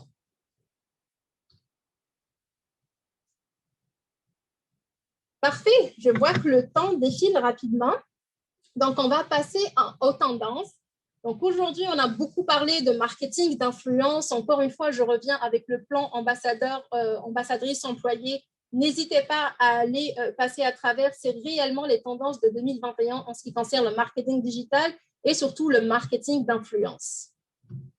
Je vous propose également d'aller voir cette plateforme. On a longtemps parlé du marketing conversationnel et les chatbots. Donc, cette plateforme vous permet justement de mettre en place votre chatbot automatiquement. Vous avez une version d'essai de 7 jours sans obligation d'inscription ni d'entrer vos coordonnées bancaires. Donc, je vous propose pour tous les curieux et curieuses d'aller voir ce que ça donne. Et enfin, je tenais à vous partager aussi le code QR, un code QR qui fait de plus en plus écho en ce moment. Donc, il a été très utilisé, très médiatisé. Les gens ont l'habitude, avec toute la pandémie, les gens ont l'habitude de scanner le code QR et de travailler avec le code QR. N'oubliez pas que le code QR peut également être repris sur format papier. Donc, très important, une fois qu'on n'aura plus de lien cliquable ni de post, on pourra toujours compter sur le code QR pour orienter votre clientèle et votre cible vers votre site web ou bien vos médias sociaux. J'ai partagé avec vous aujourd'hui un lien qui s'appelle Unitac, qui permet un site qui permet non seulement de générer des codes QR à travers vos liens URL, comme vous le faites en temps normal, mais également, il permet de transformer tous vos codes QR. Donc, les textes, il permet de les transformer en code QR. Les images également, il permet de les transformer en code QR. Un numéro de téléphone, donc ça peut être très utile. Et n'oubliez pas, le code QR sera la tendance pendant très longtemps. Et enfin, je vous ai remis le lien accessible pour toutes et ceux et celles qui ont à cœur l'accessibilité de leur plateforme et leur canal de diffusion. Donc, en outre, le site Internet, si vous avez à cœur et si ça fait partie de votre mission, justement, de rendre accessible votre site Internet à toute la communauté, allez cliquer sur Accessible, allez voir ce que ça donne. C'est un site prometteur et vous risquez de voir le petit bonhomme asexué un peu partout. Alors, quelques ressources pour vous. Bien évidemment, je vous ai mis le guide des médias sociaux qui représente justement, en parlant de cibles, les tranches d'âge et leur comportement. Donc, toutes les tranches d'âge depuis 1920 jusqu'à aujourd'hui avec leur comportement sur les médias sociaux. Je vous ai donné un exemple. Là, on prend en considération un millénaire qui est né entre 1980 et 1999. Et donc, voilà ses habitudes sur les médias sociaux. C'est-à-dire que cette génération passe en moyenne 2 heures, 38 minutes par jour sur les réseaux sociaux. Et bien évidemment, leurs réseaux sociaux préférés, ce sont Facebook et YouTube. Donc, je vous invite à lire cet article. Vous aurez toutes les générations répertoriées. Ça peut vous aider à identifier vos cibles. Alors, pour les organismes sans but lucratif et donc à but non lucratif, ceux qui connaissent TechSoup, donc TechSoup, c'est une plateforme qui offre des services à moindre coût pour les organismes de bienfaisance. Donc aujourd'hui, TechSoup, si vous n'êtes pas abonné à TechSoup, il est temps de le faire, puisque TechSoup permet d'obtenir jusqu'à 10 000 $ par mois en publicité gratuite sur Google. Donc, je vous ai mis le lien ici, c'est le lien vers le Google Ads Game. Donc, sur la plateforme de TechSoup, il y a un webinaire qui détaille parfaitement ce qu'il faut retenir et les démarches à faire auprès de Google pour faire votre demande. Donc, n'oubliez pas, jusqu'à 10 000 $ par mois en publicité payante.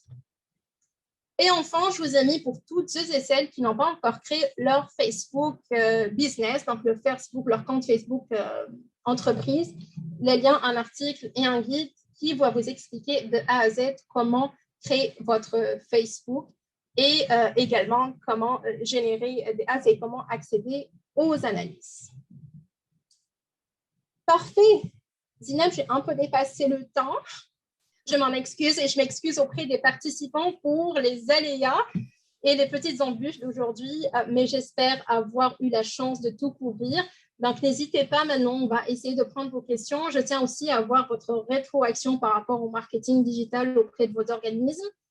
Et n'hésitez pas à m'adresser vos questions. Je suis disponible, là, n'hésitez pas, via ma boîte courriel ou bien via mes comptes réseaux sociaux. Je répondrai à vos questions. Merci beaucoup, Anan, pour cette formation exceptionnelle. Alors, j'invite les participants à poser leurs questions, soit via le chat ou sinon en levant la main. Vous pouvez interagir directement avec Anan. Je vois qu'on a déjà une question sur le chat de la part de Mireille. Alors, elle dit, qu'est-ce qu'on fait des algorithmes? On voit parfois des publications plusieurs jours plus tard ou encore je vois des pubs payantes plusieurs fois pour des choses qui ne m'intéressent pas du tout. Je ne peux qu'imaginer que si moi, je ne suis pas bien ciblée, mes annonces font la même chose. Définitivement. Merci beaucoup, Mireille, pour cette question. C'est une question extrêmement pertinente qui est vraiment d'actualité, Mireille. Je vous dirais que les algorithmes sont un peu en dehors de notre contrôle. Hélas, c'est le monde de Facebook et de tous les réseaux sociaux qui sont contrôlés par les GAFA. Par contre, en ce qui concerne vos publicités, si vous souhaitez investir dans les publicités payantes, il serait intéressant justement d'aller chercher votre cible. Et c'est là d'où l'intérêt d'étudier d'abord et faire un état de lieu de vos abonnés. Donc, d'aller voir tous vos abonnés et les cibles, de planifier votre contenu et si vous voulez vous embarquer dans la publicité payante auprès de Facebook, de cibler directement et soyez sûr que ça va atterrir chez votre cible. Donc, une fois que vous avez défini votre cible, Facebook, ne vous inquiétez pas, ne va pas diffuser ça ailleurs, il va diffuser ça sur votre cible. Mireille, vous pouvez prendre la parole, vous pouvez, je crois, mettre en mute, puis j'espère avoir répondu à peu près à votre question.